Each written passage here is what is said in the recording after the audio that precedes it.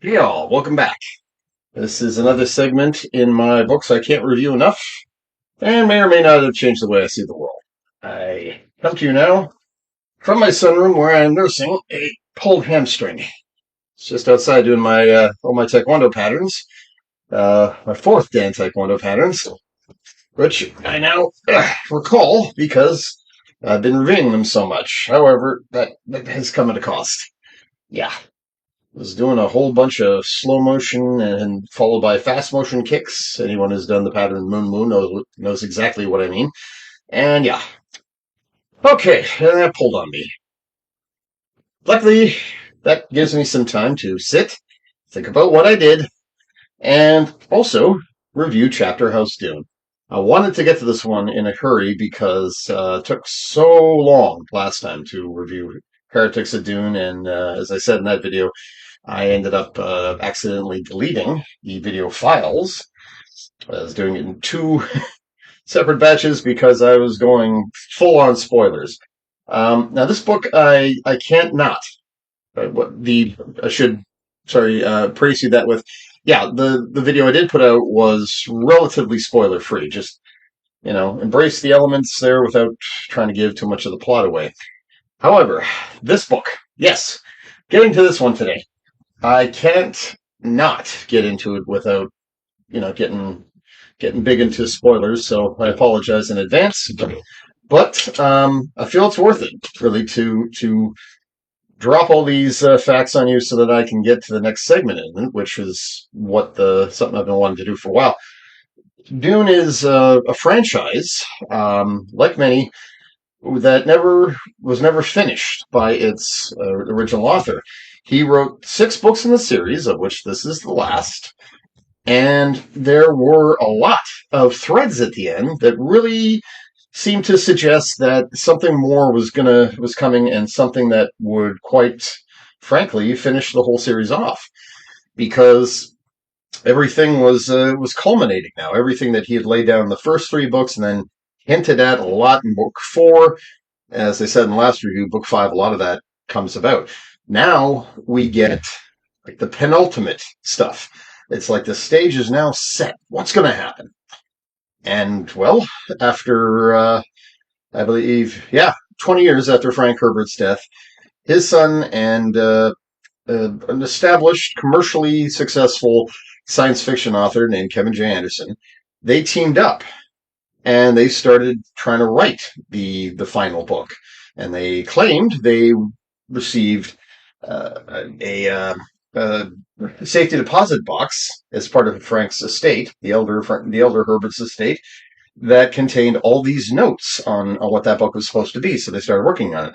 And they also made a bunch of prequels, 6 in total, that they released beforehand.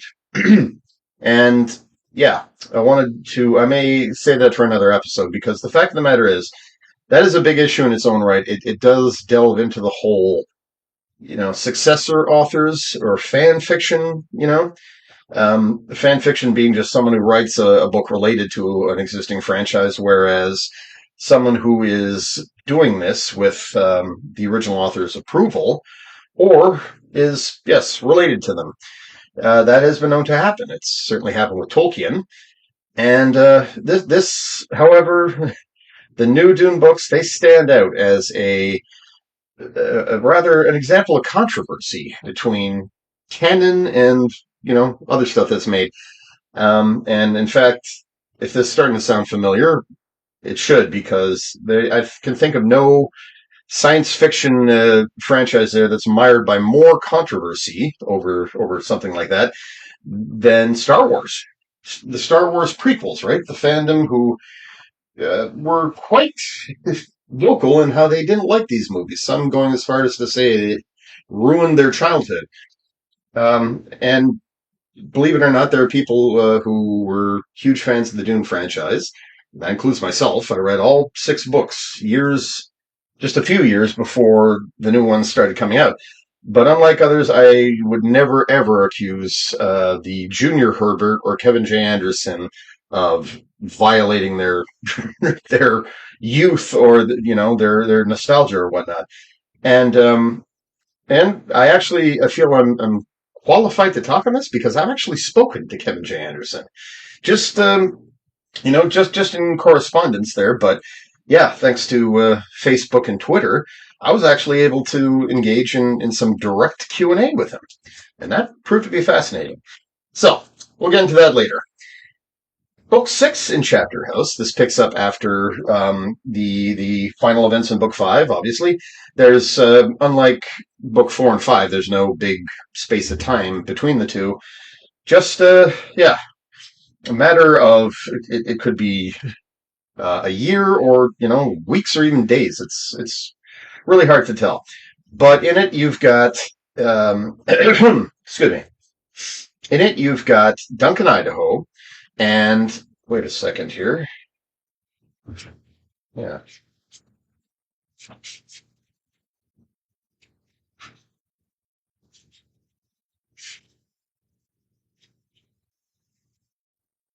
Okay. Oh.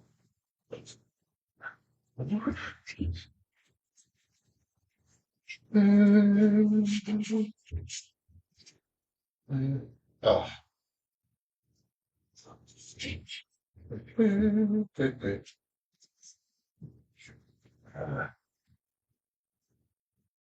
Fuck me. Fuck me. Yeah.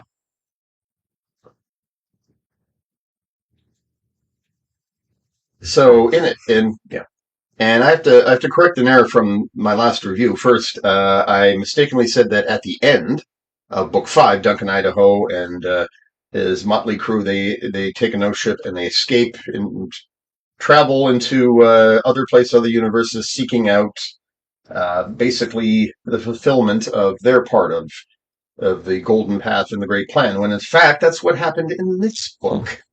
Hey, so to correct that, and yeah, circle back to the whole escape thing later. It begins with Duncan, Idaho, and Odrade, and a honored Matra who has turned because, as we learned, Duncan, Idaho, this his Golo was given the abilities of the honored Matras. It was the Tleilaxu who, having met them and learned all about their sexual imprinting technique, they programmed that into him. And when he encountered the honored Matras sent to seduce him and claim him for the honored Matras, yeah, they found that he had the same skill, and the two of them ended up imprinting each other, and so they are now madly in lust with each other. But more than that begins to develop. Love begins to develop, and and we also see that the honored Matras, yes, they're now full on into their offensive into the old Imperium. In the last installment, Miles Tegg, he made a very desperate gambit. He took several ships, and after being awakened by the honored Matras who captured and tortured him, his Atreides genes awakened. He escaped. He grabbed a ship with Duncan, came to Arrakis, what is now the name of Arrakis, and attacked the honored Matras who were there attempting to capture. Fuck me.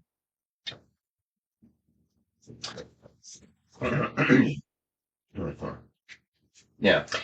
So, correction from last time. Unfortunately, I said that Book 5 ended with, I believe I said this, Duncan, Idaho, and his crew, them escaping aboard a no ship and heading off into the unknown while the war between the Honored Matras and the Bene Gesserit and their allies began to unfold. I was wrong, unfortunately. That's the end of this book.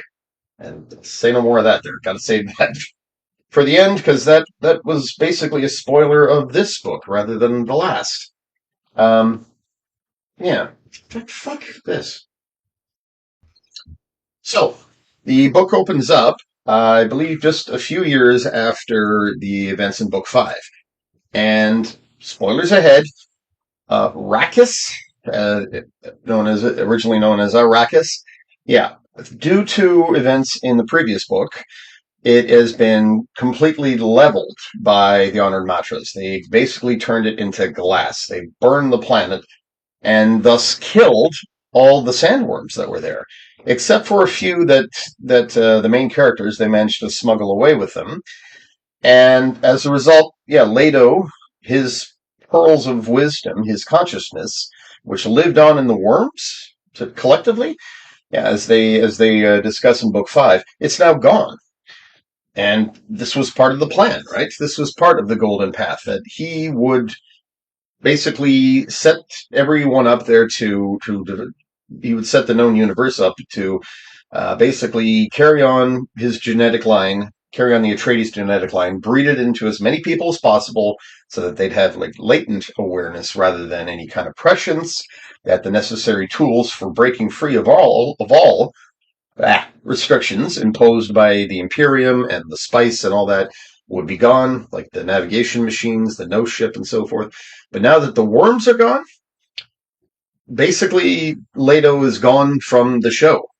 So humanity is now very much on its own to deal with the big threat that's coming. And in the last book, it seemed like that was the Honored Matras. But in this book, we begin to learn that, in fact, the Honored Matras were fleeing something themselves. So it's like, oh, our true enemy has not yet revealed themselves. And that is something that's very tantalizing and cool and left unresolved at the end, although there are hints. And so we see Duncan Idaho and the Sisterhood, plus the character Merbella, who I deliberately did not mention them in the last book there, but she's an honored Matra who Duncan and her have collided through fate, and they are very much in love because, as was revealed in Book 5, God, giving retroactive spoilers here, Duncan Idaho, the Tleilaxu, they had made contact with the Honored Matras before, the Bene Gesserit and others, and they stole that sexual imprinting technique that sisterhood has. They put it in Duncan. So when a young Honored Matra named Merbella was trying to imprint on him, that knowledge just kind of burst forth in him. Right, the sexual conditioning was much like his training, the Gola training, where terrible stress is inflicted upon the Gola and it awakens the memories of their original self. Now, Duncan, he now, his sexual encounter, Miles Tegg, the Bashar, the general, he's the one who basically abused him in a training session, basically beat on him until he remembered he was Duncan, a sword master, and basically took Miles down a peg. But after having sex with Merbella, this not only unlocked that the knowledge of the imprinting techniques, the honored Matras imprinting techniques, and unlocked all his memories, all the previous Golas. So he not only remembered Duncan Idaho, this ancient human being who, for thousands of years now, was being brought back by Leto II and was completely out of time and place. He now had all the Golas memories as well. So now he has become awakened as a new type of Kwisatz Haderach. And so, yeah, the Bene Gesserit, they're making sure that he's put to good use, right? At this point, it's like everyone's on deck. We can't leave anything on the field here. We've got to commit all our resources because the Honored Matras now are on full attack mode. They leveled Arrakis because they were very, very pissed that the Bene Gesserit and their forces, as led by Miles Tegg, he attacked them on Arrakis, basically to save the character I mentioned last time, Shiana, who has the Atreides genes and had insight into the worms and could actually command them. And so she still retains that through the worms that they managed to save, which they brought back to Chapterhouse. And as I said, a few years have passed because Duncan was a youth in Book 5, and now he's a full-grown man. Him and Merbella are together, and love is blossoming. I mean, they've collided, as they say, basically had passionate sex with each other many, many, many times. Because they're both addicted to the other, right? That's what the imprinting does. And Chapterhouse itself, the planet, is being slowly turned into a desert planet.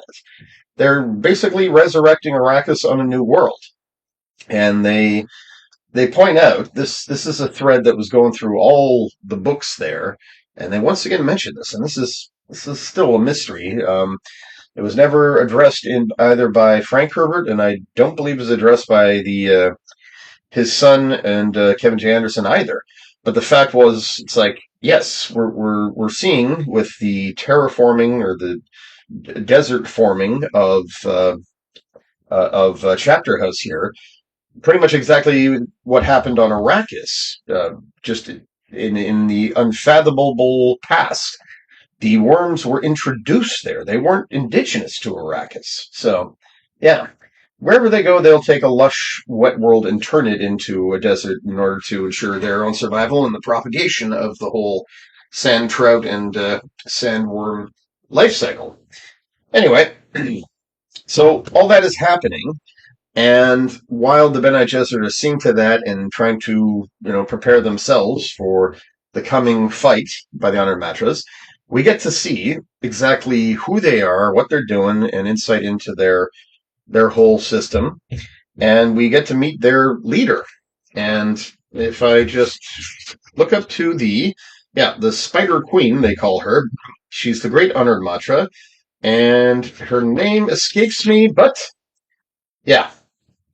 Anyway, her name is not necessarily important, but she does play a prominent role. And they are at present. We learn that in fact who they are. Yeah, the Bene Gesserit sort of stumbled onto this too just by looking at all the available evidence, and it's like, yeah, they are Bene Gesserit who escaped in the scattering right after Leto's death, but they're also descendants of Leto's fish speakers, his all-female army. So that does explain where their fighting skill comes from, their fanatical devotion, and their whole outlook, their sisterhood outlook, and the fact that did not have the spice, so they do not have the blue within blue eyes, right, or that kind of prescient awareness where they can see their other memory, but only on the female side, and they can see glimpses of the future, but only so much. Yeah, they don't have that. Instead, they use an adrenaline uh, type stimulant, which is where they derive their very fast speed and terrible strength from. Because, yes, they are ruthless and brutal and also very, very good at fighting. So this all makes them a formidable threat. And plus, of course, yes, they have a fleet and lots of weapons at their disposal. So as they're arraying against each other, um, and yeah, again, I'm tempted not to give too much away here, but yeah, can't do that. Can't do it. There is a final confrontation in which the diplomatic envoys are meeting together to try and discuss before everything hits the fan, right? Before there's total war, they get together to try and come to some sort of understanding.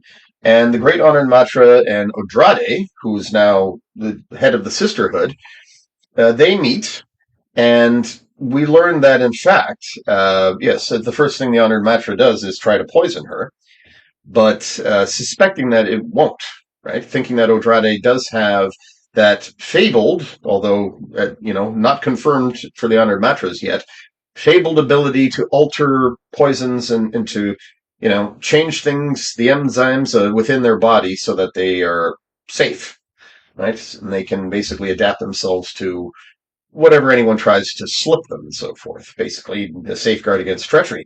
So she does that, and the Honored Matra is like, it is true. You can do that. And through this is revealing that this is one of the things the Honored Matras were escaping. They lacked the ability to turn poisons and harmful pathogens into something benign and when consumed. So and that, yes, in fact, they were fleeing an enemy, and this apparently was the weapon the enemy was using. And more hints are also given as to the face dancers, right? The Tleilaxu and others are beginning to recognize that, in fact, on a long enough time scale, face dancers actually can develop their own sense of identity. They're not supposed to, right? They become someone else from top to bottom. They imitate their genetic profile and are able to usurp their memories and all of that, but they are deliberately kept. On the one hand, they're eunuchs; they cannot breed, and they are obedient. They serve their masters, which are the Tleilaxu masters. Now, unfortunately for the Tleilaxu, Waff, the master that was featured in Book 5, he is now the last, because Bene Tleilax has also been devastated, and all the other masters wiped out. So he alone, and he is in possession, however, of sort of an archive of the Tleilaxu. He's got in a small tube that's embedded in his chest the Gola cells of all of history's greatest figures. And I do believe that's of the masters, but also Paul Atreides, Leto the Second, and everyone, I think. Ganama, Chani, all those people, and he's got that. And it's kind of, it seems important. Because as whereas the Bene Gesserit and Honor Matras are meeting together, right, and we learn about that secret, that is also where the final showdown happens. But before I tell you about that, so yeah, meanwhile, Duncan Idaho and a crew of his, they have been they've been going around executing their missions, trying to learn all they can about the Honor Matras and so forth. And Duncan is troubled by visions. He keeps seeing visions of an old man and a woman, and as they peer up, he's also aware that there's a net trying to enclose them, him, and anything and anyone around him. And he sort of recognized what it is through metaphors and so forth. The idea of fisher of men, that being a biblical reference, but also something Leto said that was similar to that. And he felt like, yeah, when Leto talked about it, was that a warning? And yeah, as it turns out, it's a tachyon net. And he realizes that, yeah, this is technology that is available. And that in fact, no one really knows how a Holtzman drive works, as they sort of reveal in the story, which is a funny tidbit. Nobody knows how the Holtzman drives that fold space and allow for all this interstellar travel. We've been making them the same way for thousands upon thousands of years. No one really knows how they work. They just do. And scientists had been lazy up until after the time of Leto II's rule. Right, they just simply rebuilt and refashioned engines, and they trusted in Holtzman formula and designs. They didn't attempt to reverse engineer the systems for anything other than reproducing it. They didn't try to figure out how it worked. They just went with it. And it is suggested in the book that tachyons are involved in the fold space technology. And at the time that Frank Herbert wrote this, tachyons were considered a hypothetical particle, one that could travel faster than light, as a way of resolving certain paradoxes in general relativity and quantum physics and so forth. Is a theory, and to this date it's never been proven. It's considered fantasy, kind of right up there with cold fusion and so forth, right? Nice idea. We can't prove it, so therefore we have to acknowledge that in lieu of any evidence, it doesn't exist. Nevertheless, it works for the story. So Duncan is aware these two people, they're attempting to trap him in this net. They're trying to get at him. And it is suspected they're also trying to get Waff and that tube and other members of their party. And so Duncan reveals something very, very interesting here. And it's a huge revelation, right? Whereas the honored matras are indicating, we fled from scattering space to come back into the old Imperium because we were fleeing an enemy that was, could summon powerful pathogens and use them. Duncan Idaho is seeing two characters who he swears they look like face dancers. And he's like, yeah, they have all the sort of telltale features, but as you could tell, they're not working for anyone. They're working for themselves only. They are their own masters.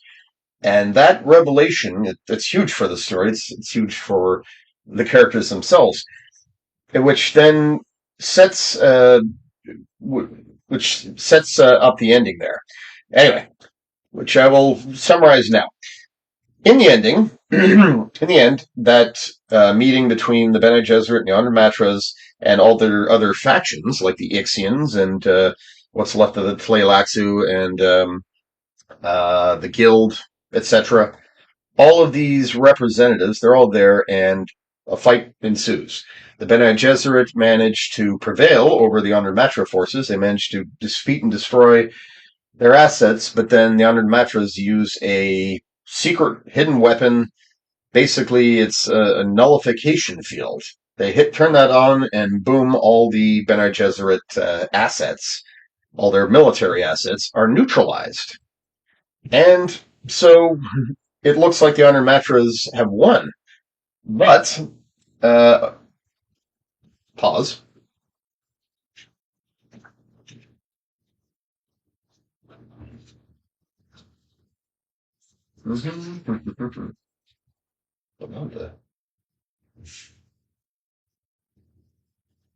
um, yeah.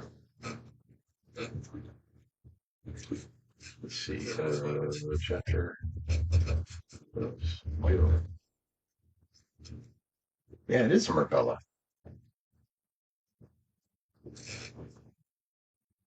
Oh.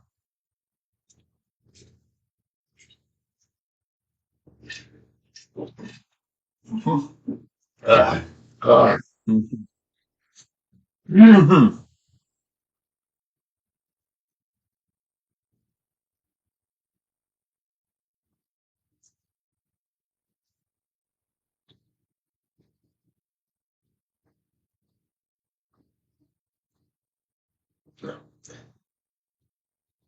Oh. Yeah, yeah, yeah, yeah. Yeah.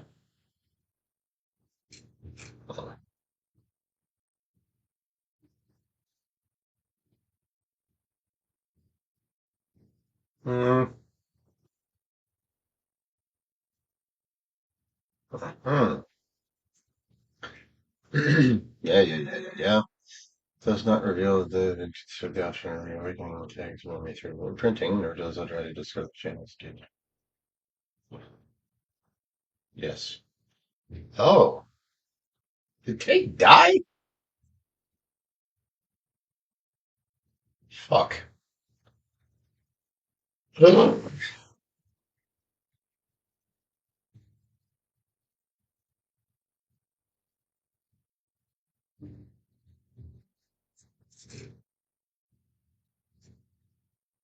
Uh-huh. Yes. Yes.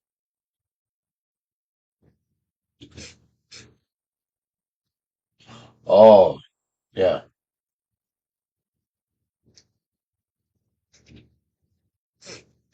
Yeah. Okay. Okay. Yeah.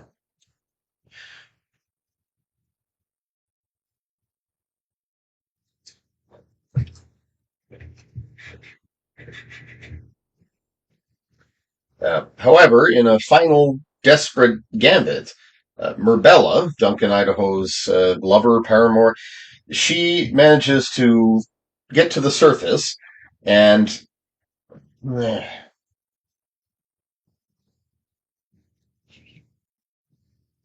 okay. However, the Bene Gesserit, many of them are saved thanks to the intervention of Miles Tegg, who is back. He actually dies in the previous book, I should mention. He sacrifices himself in order to get both Shiana and Odrade and the others off of Arrakis and died there. But he has now been resurrected as a Gola, and they've awakened his memories again. And curiously enough, through the whole imprinting technique, that manages to also, like it did Duncan, awaken Agola's memories. And he is once again, he assumes the role of the Bashar again, even though he's still very young. And he comes with Merbella to rescue the Bene Gesserit on this planet where the meeting is happening.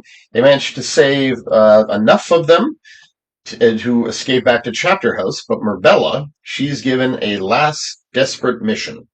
She is told to return to the surface and do what she has to do. And she understands this perfectly well.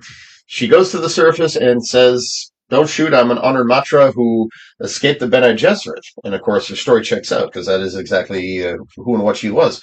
She then confronts the great honored Matra and kills her in single combat. And by the rules of the Honored Matra Society, right, anyone who murders the great leader is the new great leader, right? Right of combat. So she is now, as a full Bene Gesserit now. She went through the spice agony and everything. She now tells the Honored Matras, "You now work for us," and they have no recourse but to obey. So now, even though the Bene Gesserit have come away from a military defeat, they have now won, and they've taken the Honored Matras in as their own. And of course, that's going to be a very bumpy relationship, but yeah, they're prepared with that latent awareness of theirs, all the Atreides bloodline there, who are part of the sisterhood. They are prepared to deal with that, and so from that we get the final setting. Merbella and Duncan need to part ways. Right, she is now in charge of the combined Bene Gesserit Honored Matra fighting force, and their new mission is to prepare for this other enemy, because the one the Honored Matras were fleeing, it is their arrival, their return is now anticipated, thanks to Duncan's visions. He has rightly identified that these two face dancers, these freed people, are the ones leading this charge. So what we're left with there is a very strong impression that the Honored Matras, the enemy they were fleeing, is in fact a new breed of free and thinking for themselves face dancers who are very, very adept at biological warfare and so forth. And this is a truly frightening threat. And it's confirmed in the final chapter. But before I mention that, Duncan and Duncan and Odrade, I believe, as well as Miles Tegg and Waff, and an assortment of other people, including a group of Jewish refugees, which is interesting.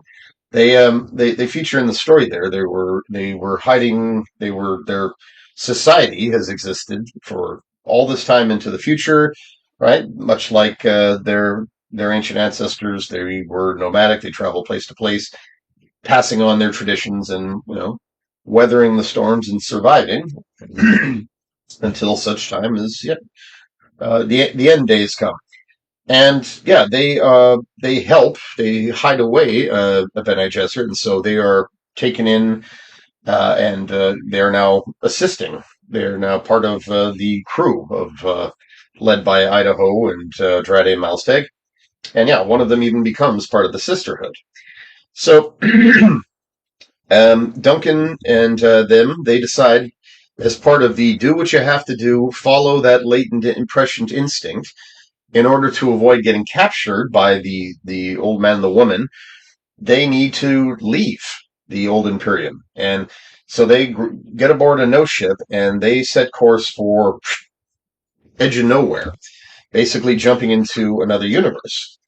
And it mentioned, as I may have mentioned last time, this is something that their jump drives are capable of doing. Right, the Ixion jump drives. Sorry. Hence the water. Yeah. Those fancy Ixion jump drives, which can navigate through space and time without the need of a navigator. Yeah, they can also navigate their way from through multiple universes, and that's what humans have been doing with the scattering. They didn't just go to other galaxies; they went to other universes. And so Duncan announces to them. He basically pulls all their data storage and navigation information once they made the jump, and yeah, Shanna says we've lost all fuck. Okay. And Duncan reveals also that he has, he's basically pulled all the data from the ship's archives. They don't have any of that stored away anymore as a means of ensuring nothing falls into enemy hands if they get captured, and that they don't know where they're jumping to. They're just already gone there. And Shanna says to him, um, they, hmm, yeah, fuck. So it is revealed that yes, not only has Duncan taken their ship and jumped them to nowhere they can't even say where they are. Not only has he done that, he also destroys the ship's databanks. And Shanna, who's also part of the crew, she says, "We lost all data storage," to which Duncan replies, "No, we haven't." She says, "But it'll take years to recover even the essentials." Fuck. So then it's revealed that not only has Duncan jumped them to somewhere they can't even be certain where they are, he also deletes all the ship's databanks and its navigation info, so basically nothing could ever fall into the hands of anyone capturing the ship. But as Shanna points out, we've lost all data storage, and that basically you've destroyed all our archives as well as jumping us to the middle of nowhere. To which Idaho taps his temple, says, "No, we haven't," indicating that, yeah, as is shown throughout this, several people now are keepers of knowledge, whether it was the Bene Gesserit memories, which they managed to save, or Duncan Idaho's many Golem memories, and yes, everything they've come to know, everything that is relevant to the whole Golden Path and so forth. It's basically saying we've got that all within us, right? The human systems, the greatest navigational asset, the human brain, and the greatest data storage, we still got that. And so Shannon then says, "But it'll take years to recover even the essentials. What happened?" And he says to her, "We're in an unidentifiable ship in an undefinable fuck." And Shannon protests and says that yes, it's going to take us years to retrieve everything we need, and in the meantime, what are we doing? Where are we? And so Duncan replies, we're an unidentifiable ship in an unidentifiable universe. Isn't that what we wanted?"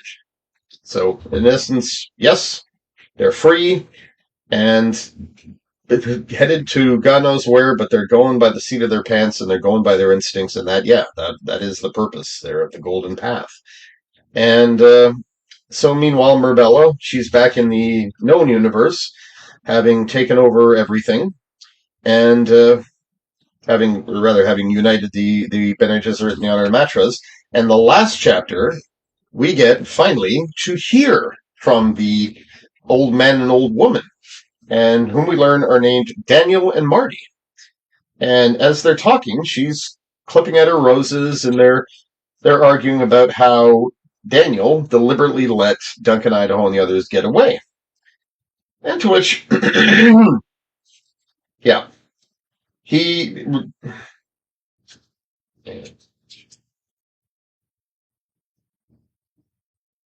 yeah. So last, in the final chapter, we get to see who the old man and the old woman are, and they're named Daniel and Marty, and they're on some unidentified planet, God knows where. Could be somewhere within the known universe, could be another universe, right? Wherever these freed face dancers are operating from, wherever the scattering was escaping from. Yeah.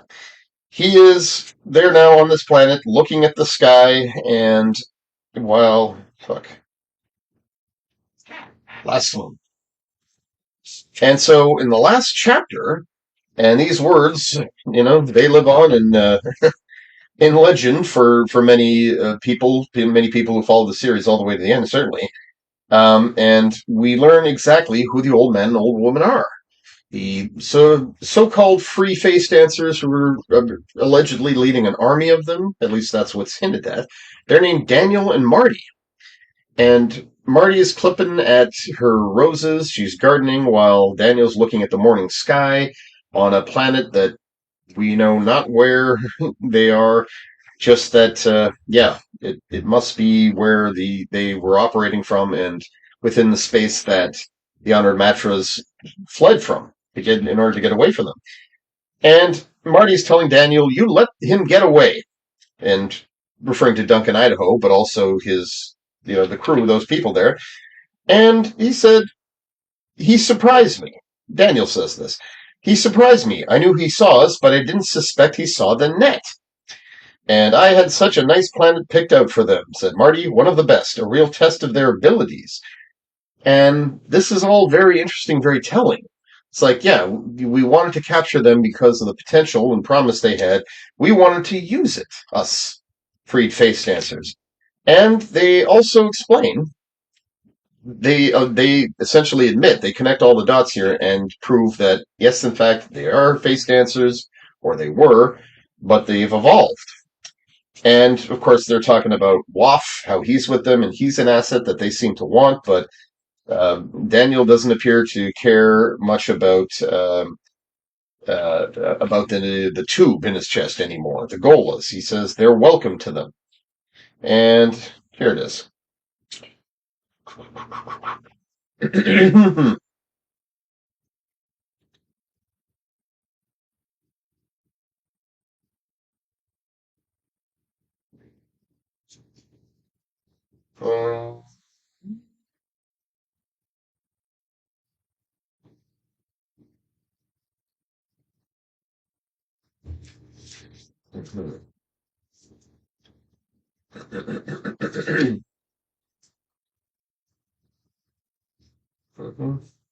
Yeah.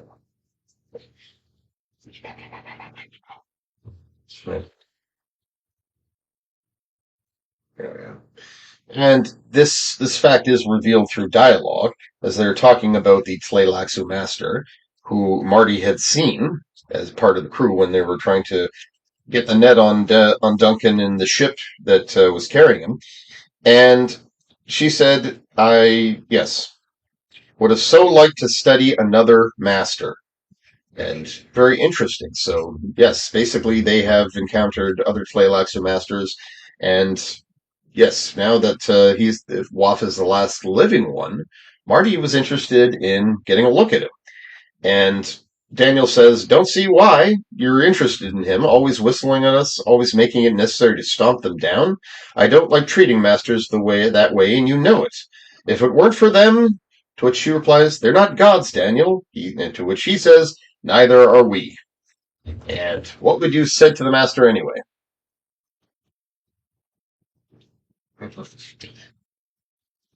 And yes, this is revealed through conversation between the two, specifically when they're addressing the fact that Waff was with them and how Marty wanted to capture and get a look at him because apparently they are familiar with Tleilaxu masters, most likely the ones. Actually, yeah,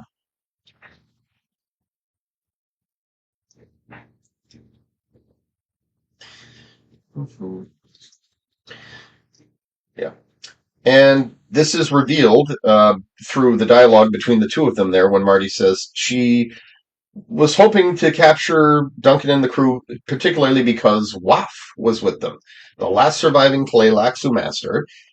She reveals that they've encountered masters before, so for sure, Tleilaxu that were part of the scattering that went out there, they continue to operate and produce face dancers and maintain their whole hierarchy, where there's like the master breeders and everything that they produce from the axolotl tanks, and the masters are all men, and so forth. So apparently, as free face dancers, they did have them, and they destroyed them. And so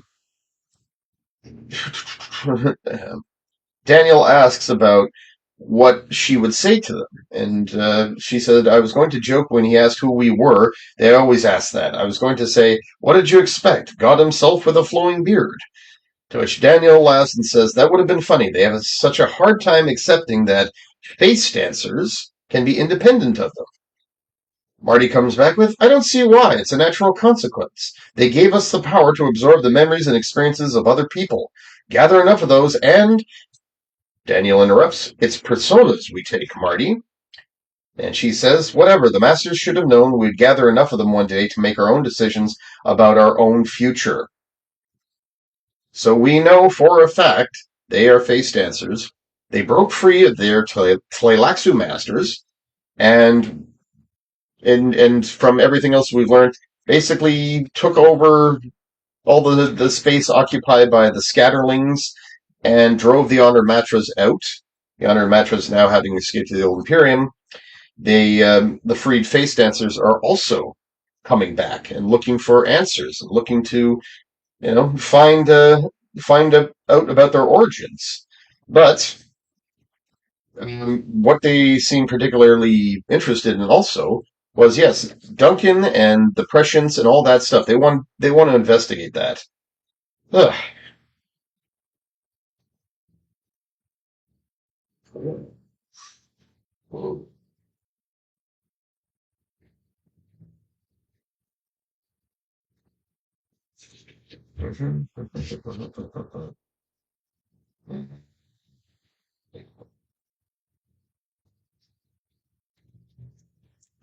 Yeah. And yes, Daniel. Actually, it is him who's burning the roses. I should mention. Yeah, they of course they're going through the list of all the types of people they wanted to capture and acquire, right? All the identities and occupations of the old Imperium, mentats as well as the masters, and of course the Bene Gesserit. And they have memories of all these people, and they're very very interested in finding out where they came from and so forth. So yeah, ultimately.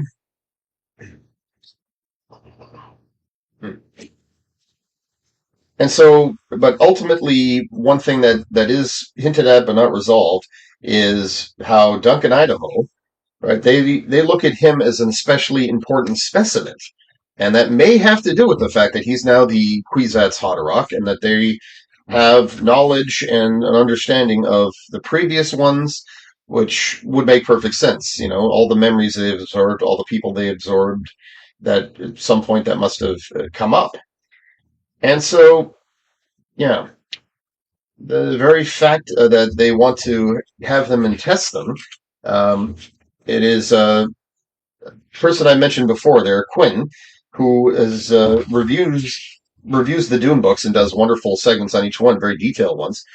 Yeah, he draws from this the conclusion that Daniel and Marty have encountered other great potentates, possibly uh, similar versions of Duncan Idaho, other Kwisatz Haderachs, other parts of breeding programs, either run by the Bene Gesserit or possibly even themselves. You know, there's a lot to unpack there.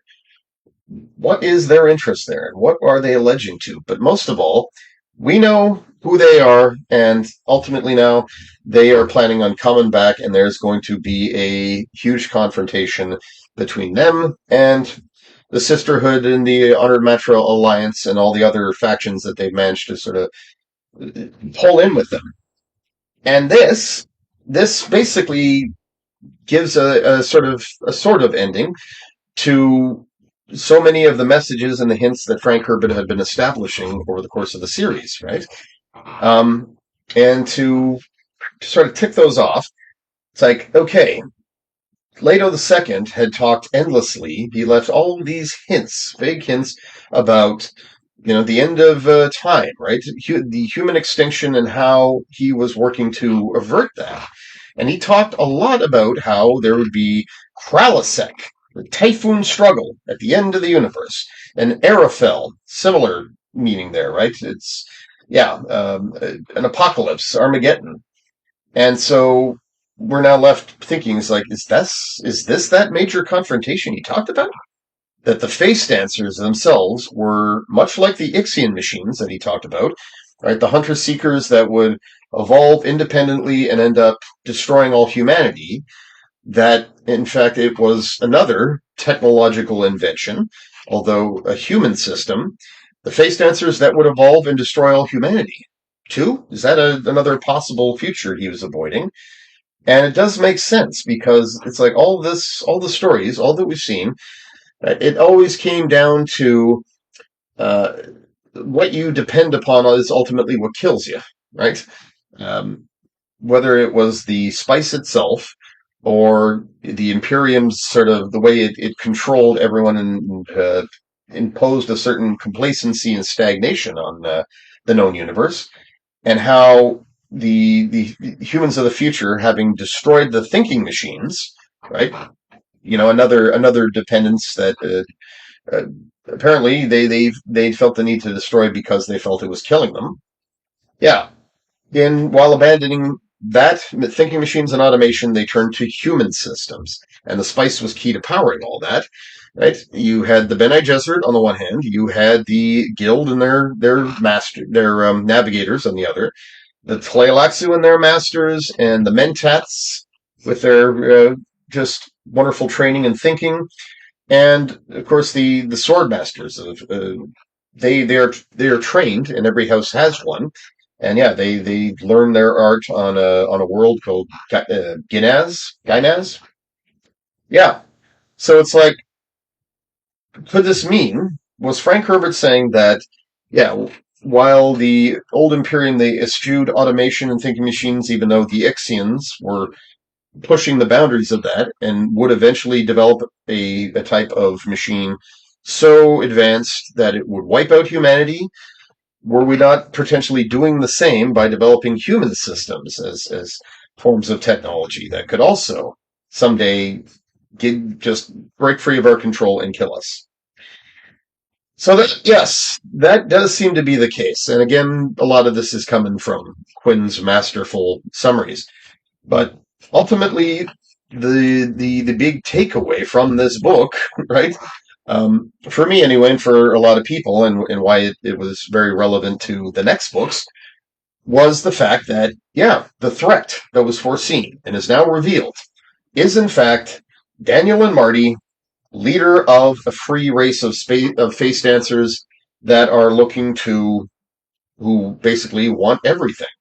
They want to take everything and put all the old masters, right? Not just the Tleilaxu masters, not just their system, but all the old authorities, and destroy them. Right? They're looking for revenge, basically, for a lifetime and an existence that was based on slavery.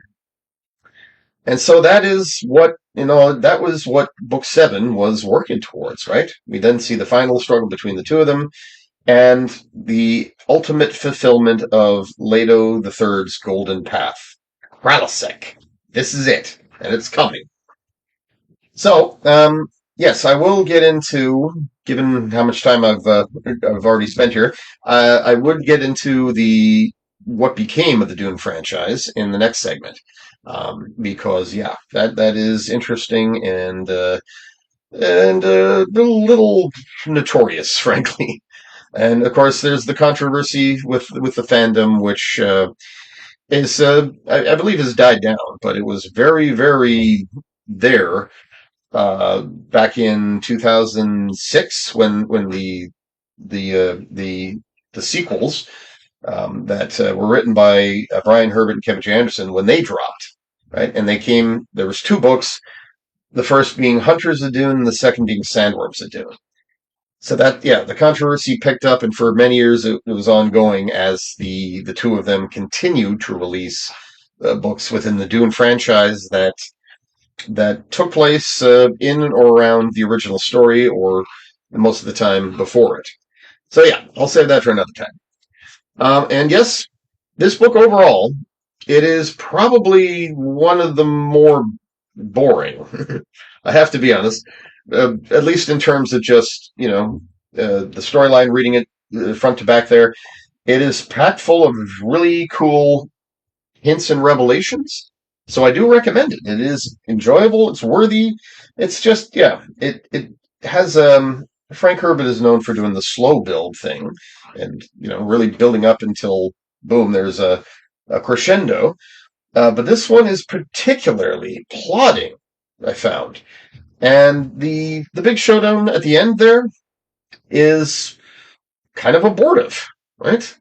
There is some action, and then just everything is sort of just shut down by the Honored Matra's nullification field, and then yeah, Murbella comes and saves the day through an act of single combat.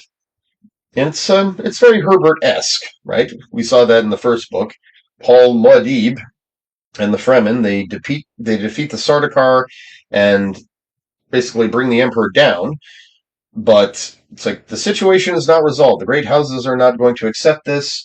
But Paul has got his he's able to destroy all spice production on the planet. Not as the movie shows by nuking it, no, but rather by introducing this was the original plot, introducing the water of life, which yeah, all the sisterhood, they have to take this raw unprocessed spice water. They have to take it and turn it into regular water. And yes, he has prepared to take the changed water of life, what is now essentially just regular water, which is toxic to the worms, and introducing that to a large worm nest, a large, huge cache of spice and infant worms, and basically threatening that this will cause a chain of destruction that'll spread among all the worms there. The water will infect them, it'll kill them, and it'll kill the cycle of life. The spice will end. Yeah. So same threat, same basic idea, but yeah, a little more complicated.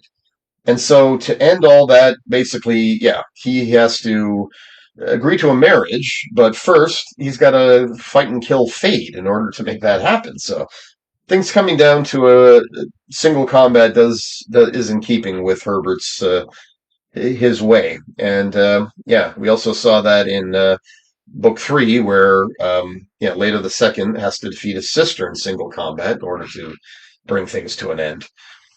So all of it to say, this is still very much vintage Herbert, and it's still very much a good read. And given its significance and importance to the series, anyone who has read, I would say, up to book three, they should continue. They should read all six. Anyone who's read beyond book three, right? Maybe they quit at book four. I've heard of that happening because they thought this is just going weird places. I had similar feelings about the Song of Ice and Fire, right? Getting into book four, I thought, oh, this is just going off into side stories now. But it had a point. You just had to hang in there and find out what it was, right? It's, as with many sagas, it's kept until the tail end to really surprise you. So yeah, that is my review of the Dune series in its entirety and the significance of that. In my own sort of growth and my own evolution as a writer and my decision to write science fiction, it was pivotal. It was integral. It was Frank Herbert who convinced me to actually try at becoming. I wanted to be a writer since, as I said, since like the age of 18, 19. But it was, yes, when I was about 24 and reading the whole Dune series, he convinced me that I should be a science fiction writer. And so, yeah, Frank Herbert does mean a lot to me. And so, yeah, naturally, I had strong opinions on what became of his legacy in the hands of others. So, next time on that. Thank you for following. Thank you for listening. And see you next time.